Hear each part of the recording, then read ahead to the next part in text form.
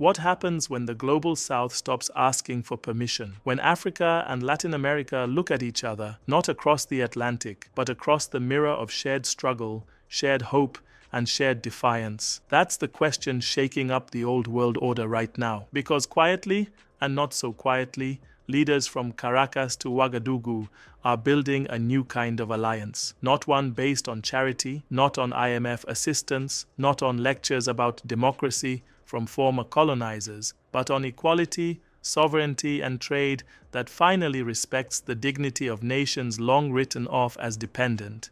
You can feel it. The tectonic plates of global power are moving south. In 2023, Burkina Faso's Captain Ibrahim Traoré said something that sent ripples through African consciousness. We will no longer kneel. Simple words, but they carried the weight of 5 centuries. And while the West tried to dismiss him as another angry populist, millions of Africans heard something else entirely, a declaration of spiritual and economic independence. Now look west across the Atlantic, toward Latin America. Venezuela, under President Nicolás Maduro, has been fighting its own war against sanctions and economic siege. Brazil, under Luiz Inácio Lula da Silva, is back on the global stage, pushing for multipolarity, talking openly about breaking free from the dollar system, expanding BRICS, and rewriting the rules of trade. And here's where it gets interesting. These leaders are starting to speak the same language, not Spanish or Portuguese, but sovereignty. For decades, Africa and Latin America have been trapped in parallel realities. Raw material suppliers, debt borrowers, and convenient battlegrounds for global superpowers. The names change: colonial empires, Cold War blocs, corporate investors, but the script stays the same. Now, the global South is rewriting that script together. We're seeing a wave of new cooperation between African and Latin American states focused on direct trade, technology exchange, and currency independence. Venezuela and several West African nations are exploring barter systems that bypass the dollar entirely. Brazil has been quietly offering technical support for African agricultural programs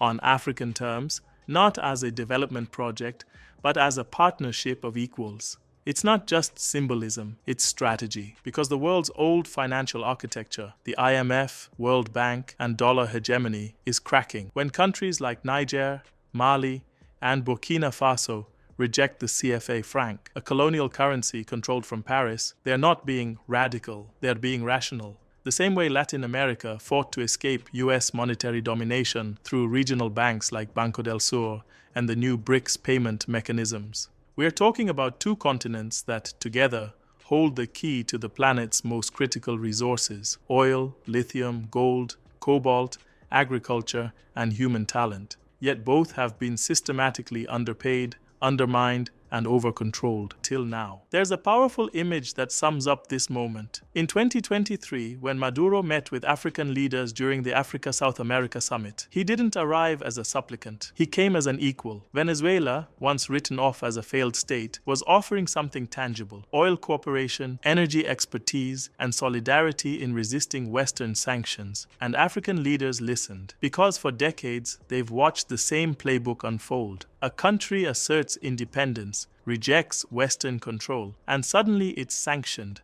isolated, demonized. The pattern is too consistent to ignore. But here's what's changing. Isolation doesn't work when nations refuse to stand alone. This is South Solidarity 2.0. It's not a slogan, it's logistics. Trade routes, refineries, cross-continental banking mechanisms. The African Union is now openly discussing de-dollarization strategies. The BRICS bloc, expanded with Egypt and Ethiopia, has turned into a lifeline for nations tired of being punished for wanting sovereignty. And Latin America? It's right there, cheering Africa on, sharing blueprints for surviving sanctions and rebuilding economies under siege. Let's be clear, this isn't anti-West. It's pro-dignity, pro-balance, pro-future. Because the problem isn't Western people. It's Western power structures that have refused to evolve.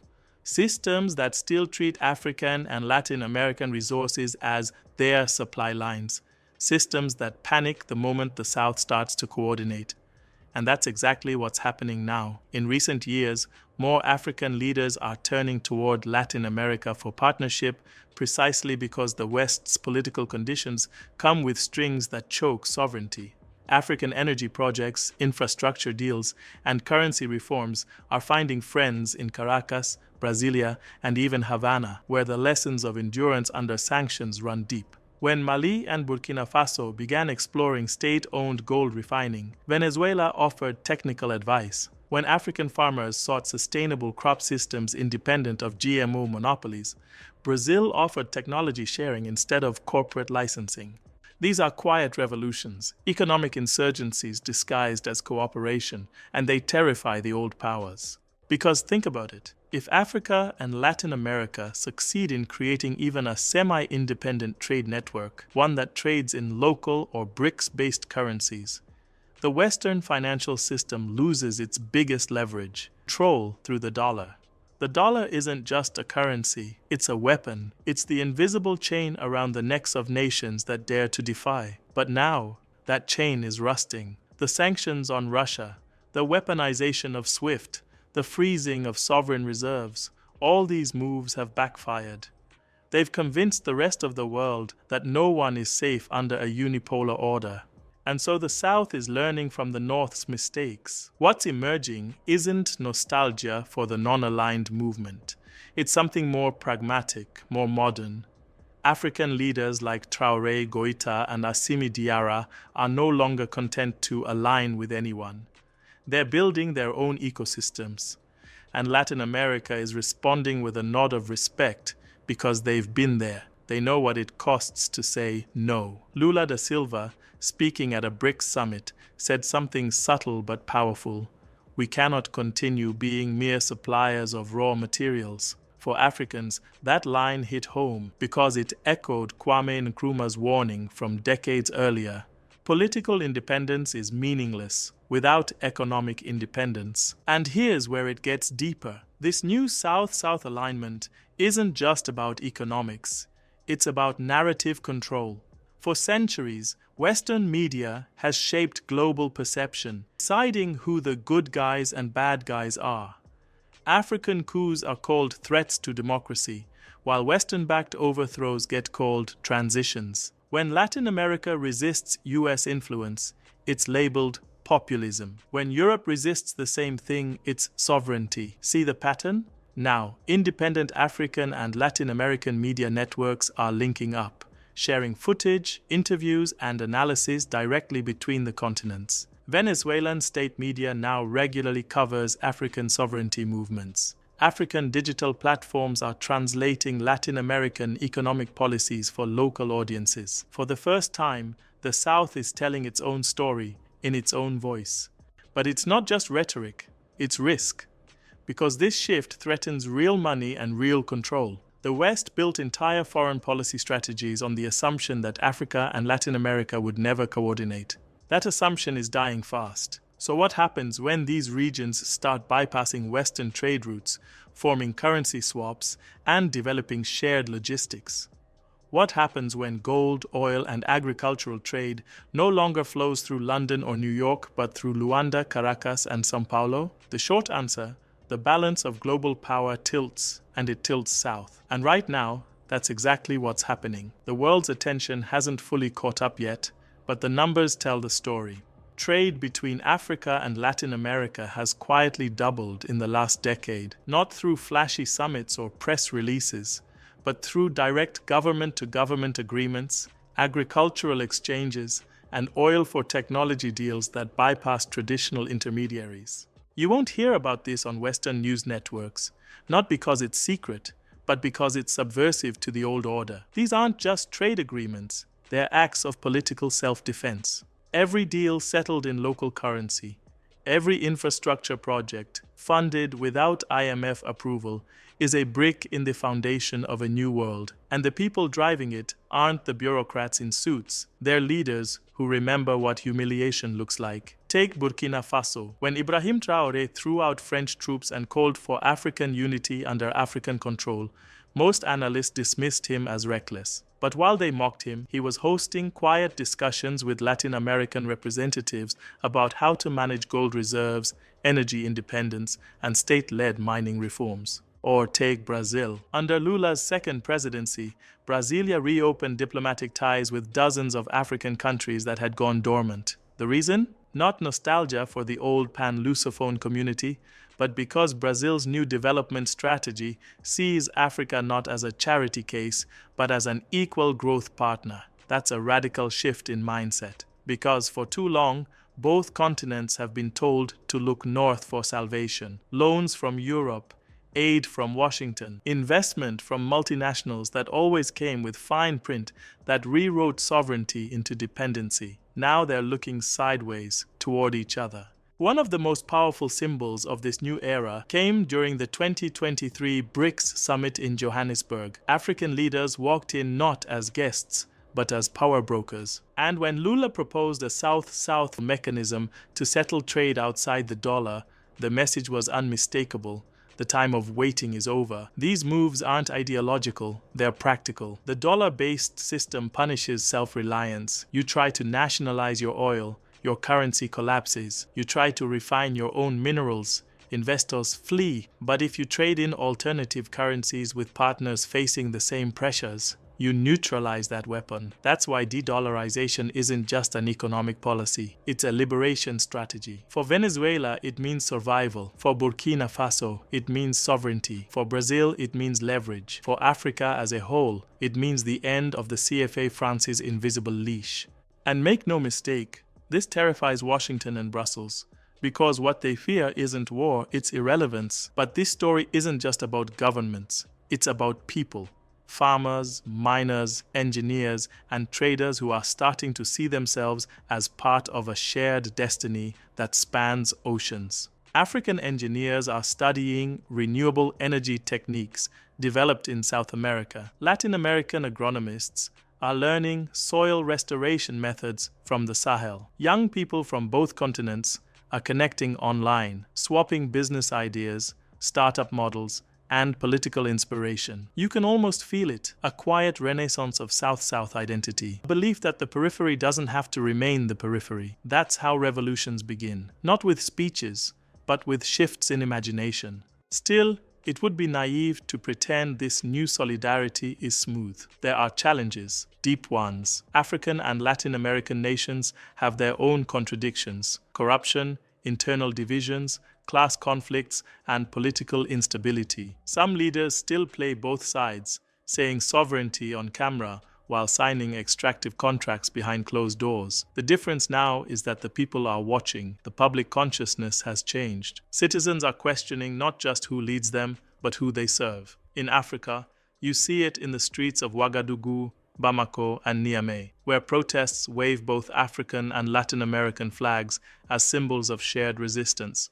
In Latin America, you see murals of Thomas Sankara next to Che Guevara, symbols of unfinished revolutions on both continents. There's a raw honesty to it, a recognition that sovereignty without justice is hollow, and that independence must mean dignity for ordinary people, not just elites. That's the moral center of this new movement, independence with accountability. And it's not lost on the old powers. In recent months, Western diplomats have begun quietly visiting African capitals again, offering partnerships framed as equal cooperation. It's the same script with new language: green transition, climate financing, inclusive development. The terms sound progressive, but the mechanism remains the same: loans, oversight, dependency. Meanwhile, Latin America and Africa are beginning to build what you could call an alternative modernity. Not anti-Western, but post-Western. Imagine a trade corridor stretching from the Gulf of Guinea to the Caribbean, shipping cobalt for Venezuelan oil,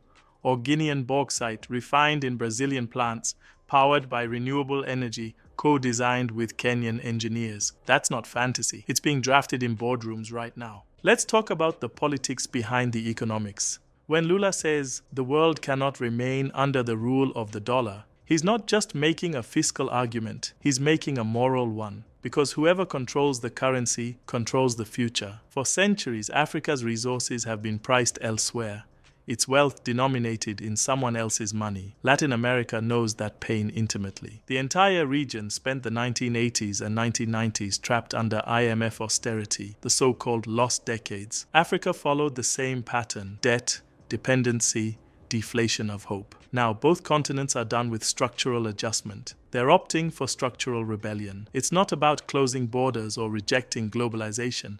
It's about redefining it. Globalization 2.0, written from the south, not dictated from the north. And it's starting to gain institutional form. The African Continental Free Trade Area, AfCFTA, is building the world's largest single market by number of countries. Latin America's CELAC bloc is exploring direct trade pacts with the African Union. These are bureaucratic acronyms to some, but in geopolitical terms, they're quiet earthquakes. Because if these blocs start working together, if the AfCFTA and CELAC synchronize their policies, then the global south becomes the center of gravity. Now let's be real, the West won't step aside politely. Expect resistance. Media campaigns painting these initiatives as undemocratic. Economic blackmail disguised as sanctions for human rights. Maybe even covert pressure through multinational corporations. We've seen the playbook before, but here's the difference. This time, the players know the script.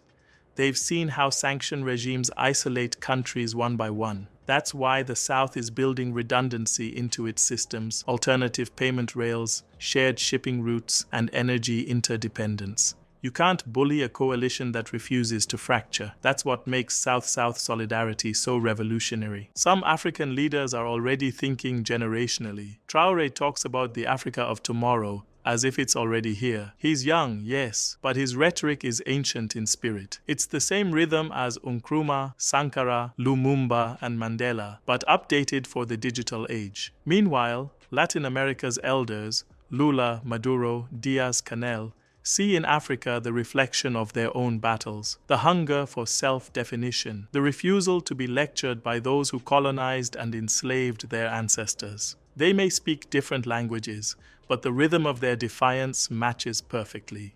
Let's pause and picture it. A Burkinabe gold miner and a Venezuelan oil engineer shaking hands at a Pan-African Latin American Economic Forum. Behind them, no Western flags, no corporate sponsorships, no IMF consultants, just two nations deciding to trust each other. That's the real revolution, not in ideology, but in trust. For centuries, the South was told it couldn't manage itself, that cooperation without Western oversight would descend into chaos. But what we're seeing today disproves that in real time. And every successful trade deal, every new refinery, every local currency swap chips away at that myth. This isn't charity, it's restitution through partnership. Of course, the road ahead is still rough. The infrastructure gap between the two continents is massive. Shipping routes are inefficient, air connections limited, and communication frameworks outdated. But those are solvable problems. Political will is the hardest resource to find, and for the first time in generations, Africa and Latin America have that in abundance. There's a collective realization that no one else will build their future for them, and more importantly, no one else should. The world isn't moving toward a single empire anymore. It's decentralizing, splintering, redistributing power. And for once, the South is not at the mercy of that process. It's steering it. If you're still watching this, take a second, hit like, share this video, and help push this conversation forward, because narratives shape policy. And right now, the South's story deserves to be heard, loudly, clearly, unapologetically. Because what's coming next will test whether this solidarity is just sentiment, or a seismic shift in the order of nations. And that test is already beginning. That test is happening in real time, on the ground, in boardrooms, and in back-channel negotiations that most of the world isn't paying attention to. In 2024, a quiet proposal circulated among African and Latin American economic ministers. The idea of a shared South exchange platform, a trading and clearing system for commodities that would bypass Western banks entirely. It's not a fantasy. It's modeled partly on Brazil's BNDES and Venezuela's oil barter programs, combined with African fintech innovation. Imagine this: copper from Zambia traded directly for Venezuelan oil, Ghanaian cocoa exchanged for Brazilian machinery, Angolan engineers collaborating with Bolivian lithium experts. No dollar settlements, no approval from Wall Street, just value exchanged on fair terms. If that platform succeeds, it would mark the beginning of the end for Western monetary dominance in 2/3 of the developing world. And make no mistake, the old powers know it. They can see the writing on the wall. Sanctions that once crippled economies now backfire. Narratives of failed states lose traction as these nations create their own ecosystems. The more they're pushed out of Western systems, the faster they innovate alternatives. That's the quiet irony of empire. Its overreach breeds its replacement. But beyond geopolitics, there's something spiritual about this shift. For centuries, Africa and Latin America were both told they were the world's children, that the civilized nations would teach them governance, economics, and progress. That lie has finally burned out. Now, the so-called children have grown up, and they're sitting at the table not to beg, but to bargain. Every decision to trade in local currency, every push to nationalize key industries, every demand for technology transfer, it's all part of reclaiming what colonization and dependency stole. The right to define destiny. This is the rebirth of the South as a political consciousness. Let's look at what's emerging in the next phase. Brazil is proposing a global South Climate Fund, funded by Southern nations, managed without Western gatekeepers. Venezuela is pushing for an Energy of the South initiative to coordinate oil and gas production with African nations, ensuring prices serve Southern interests first. Even small nations are stepping up. Namibia and Suriname, two energy-rich states on opposite sides of the Atlantic, have begun technical talks about sharing offshore drilling expertise. Ethiopia is exploring trade corridors that would connect African ports directly with Latin American counterparts via neutral shipping alliances. This is what a multipolar world looks like in practice. It's messy, it's uneven, but it's irreversible. The Western strategy for 60 years was simple: keep the South fragmented. Make Africa compete with itself for aid. Make Latin America compete with itself for loans. Divide, isolate, and dominate. But when the South unites, when it starts thinking as one civilizational force, that strategy collapses overnight. That's why every speech from African and Latin American leaders now echoes with the same rhythm. We will not be divided. You can feel that unity emerging not through treaties, but through tone. When Traoré speaks of African pride, it sounds like Chavez in 2005 at the UN, calling out imperial hypocrisy.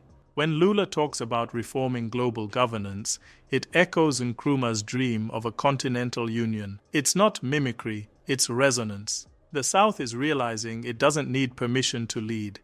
It just needs coordination, and that coordination is starting to take shape. From Port-au-Prince to Pretoria, from Caracas to Conakry. Now let's talk about the bigger picture. This isn't just an economic realignment, it's a redefinition of civilization itself. For 500 years, the world has been organized around one axis.